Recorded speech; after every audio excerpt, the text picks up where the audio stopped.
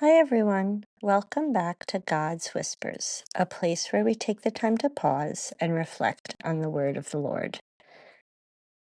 Today, I'm going to be focusing on the Gospel according to John, chapter 8, verses 21 through 30. And it seems a little intense.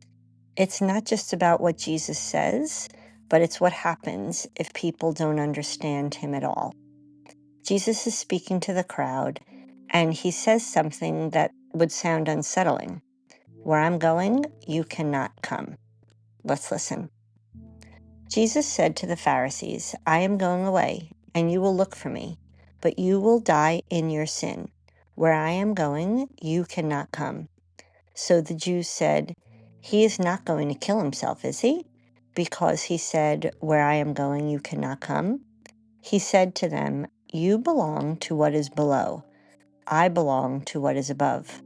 You belong to this world, but I do not belong to this world. That is why I told you that you will die in your sins. For if you do not believe that I am, you will die in your sins. So they said to him, Who are you? Jesus said to them, What I told you from the beginning. I have much to say about you in condemnation, but the one who sent me is true, and what I heard from him I tell the word. They did not realize he was speaking to them of the Father. So Jesus said to them, When you lift up the Son of Man, then you will realize that I am, and that I do nothing on my own, but I say only what the Father taught me. The one who sent me is with me. He has not left me alone, because I always do what is pleasing to him. Because he spoke this way, many came to believe in him. I could imagine hearing where I'm going, you cannot come, and feeling some kind of tension. People saying, where's he going? What does he mean? Right? At this point in the gospel, there's a growing tension between Jesus and the religious leaders. They're listening, but they're not really understanding. Many were waiting for like a political Messiah to come, someone who would overthrow Rome.